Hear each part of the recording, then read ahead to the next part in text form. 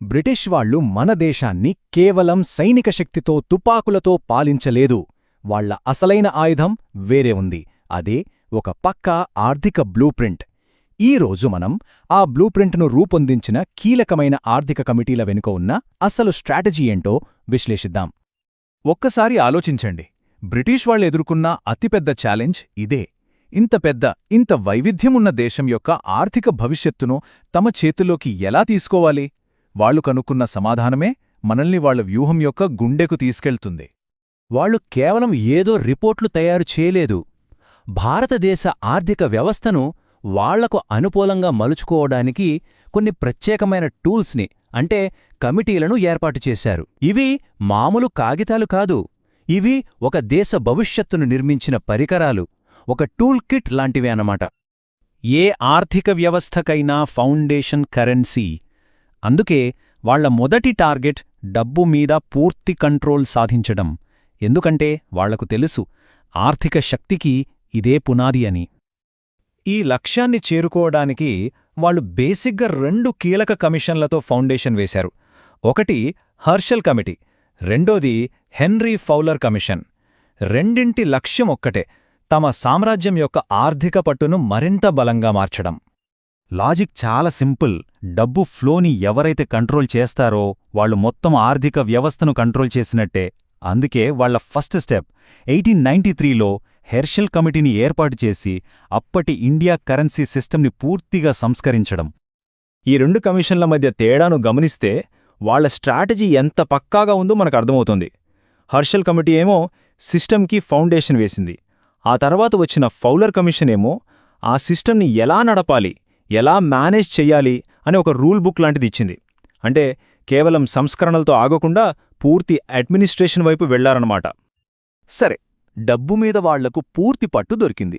ఇప్పుడు నెక్స్ట్ ఏంటి? వాళ్ల కళ్ళు సహజంగానే మన దేశం యొక్క అస్సలు సిసలైన సంపద మీద పడ్డాయి. అదే భూమి. ఈ భూమిని అంటే మన వ్యవసాయాన్ని కంట్రోల్ చేయడానికి వాళ్లు 3 దశల ప్లాన్ వేశారు. మనం ఇప్పుడు చూడబోయే ఈ 3 కమిషన్లు వాళ్ల అగ్రికల్చర్ పాలసీ మెల్లమెల్లగా ఎలా మారిందో చాలా స్పష్టంగా చూపిస్తాయి. ఈ టైమ్లైన్ చూడండి. దాదాపు 30 ఏళ్లపాటు వాళ్లు ఎంత పక్కాగా ప్లాన్ చేసుకున్నారో తెలుస్తుంది. మొదట 1901లో ఇరిగేషన్ కమిషన్తో నీటిపారుదల లాంటి ఇన్ఫ్రాస్ట్రక్చర్ మీద ఫోకస్ చేశారు. ఆ తర్వాత 1914లో మ్యాక్లాగన్ కమిటీతో రైతులకు అప్పులిచ్చే వ్యవస్థను అంటే రూరల్ క్రెడిట్ని కంట్రోల్ చేశారు. ఫైనల్గా 1928లో లిన్లిత్గో కమిషన్తో వ్యవసాయ రంగంలో ఉన్న లోతైన సమస్యల్ని స్టడీ చేసి మొత్తం సిస్టంపై పట్టు సాధించే ప్రయత్నం చేశారు. Step by step. డబ్బు, భూమి ఈ 2 కంట్రోల్ చేశాక ఇప్పుడు వాళ్ల ఫోకస్ ప్రజల మీదికి మారింది. ఎందుకంటే మారుతున్న ఇండియాలో వస్తున్న సామాజిక మార్పుల్ని కూడా వాళ్లు మేనేజ్ చేయాలనుకున్నారు. అదే వాళ్ల 3వ పిల్లర్. ఈ కమిషన్లు కొంచెం డిఫరెంట్. ఇవి కేవలం ఆర్థిక విషయాలకే పరిమితం కాలేదు.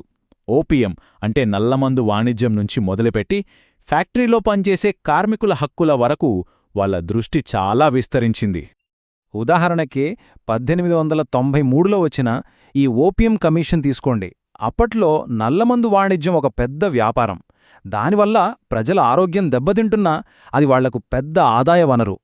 సో ఇక్కడ వ్యాపారం, ప్రజల ఆరోగ్యం ఈ రెండింటినీ బ్యాలెన్స్ చేయటానికి వాళ్లు చేసిన మొదటి ప్రయత్నం ఇది. ఒక సామాజిక సమస్యను ఆర్థిక కోణంలో చూడటం ఇక్కడే మొదలైంది. ఇప్పుడు 1929కొద్దాం. ఈ సంవత్సరం చాలా కీలకం. అప్పటికే దేశంలో పరిశ్రమలు పెరుగుతున్నాయి, ఫ్యాక్టరీలొస్తున్నాయి. దీంతో ఒక కొత్త ఆర్థిక శక్తి పుట్టుకొచ్చింది. వాళ్లే కార్మికులు. ఆ టైంలో వచ్చింది ఈ వైట్లే కమిషన్. పరిశ్రమల్లో, తోటల్లో పనిచేసే కార్మికుల కండీషన్స్ ఎలా ఉన్నాయి, వాళ్ల సమస్యలేంటి అని స్టడీ చేయడానికి దీన్ని ఏర్పాటు చేశారు. ఇది బ్రిటిష్ అడ్మినిస్ట్రేషన్కి ఒక కొత్త ఛాలెంజ్. అయితే ఇక్కడ ఒక ప్రశ్నొస్తుంది. సడన్గా కార్మికుల మీద ఇంత ప్రేమెందుకు పుట్టుకొచ్చింది? వాళ్ల హక్కుల గురించి ఎందుకు ఆలోచించడం మొదలుపెట్టారు? అది కేవలం మానవతా దృక్పథమా, లేక దాని వెనుక ఏదైనా స్ట్రాటజీ ఉందా? ఆ ప్రశ్నకు సమాధానమే ఈ ఇండియన్ మెజర్మెంట్ కమిటీ. 1935లో ఇది ఏం చెప్పిందంటే, కార్మికులకు ఫెడరల్ అసెంబ్లీలో అంటే అప్పటి పార్లమెంట్లో రీప్రెజెంటేషన్ ఇవ్వాలి అని. అంటే కార్మికులను కేవలం పని చేసేవాళ్లుగా కాకుండా ఒక రాజకీయ శక్తిగా గుర్తించడం మొదలుపెట్టారన్నమాట.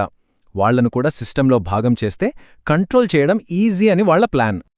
ఇప్పుడు ఈ 3 పిల్లర్స్ని కలిపి చూస్తే మనకొక పెద్ద చిత్రం కనిపిస్తుంది. ఇది యాక్సిడెంటల్గా జరగలేదు. ఇది ఒక పక్కా ప్లాన్, ఒక సామ్రాజ్యాన్ని నడపడానికి వాళ్ళు వేసుకున్న బ్లూ ప్రింట్. చాలా సింపుల్గా చెప్పాలంటే మొదట కరెన్సీని తమ కంట్రోల్లోకి తెచ్చుకున్నారు. ఆ తర్వాత దేశానికి అతిపెద్ద ఆదాయ వనరైన వ్యవసాయాన్ని ఆధునికీకరణ పేరుతో కంట్రోల్ చేశారు. ఫైనల్గా పరిశ్రమలు, వాణిజ్యం వల్ల వస్తున్న కొత్త సామాజిక మార్పులను, కార్మిక శక్తిని కూడా తమ సిస్టంలో కలిపేసుకున్నారు. అందుకే అంటారు, ఈ కమిషన్లు కేవలం స్టడీస్ కాదు, అవి ఒక దేశం యొక్క ఆర్థిక తలరాతను మార్చేసిన ఆయుధాలు అని. ఇవి కేవలం సిఫార్సులు మాత్రమే కాదు, భవిష్యత్తును మార్చిన శక్తివంతమైన టూల్స్.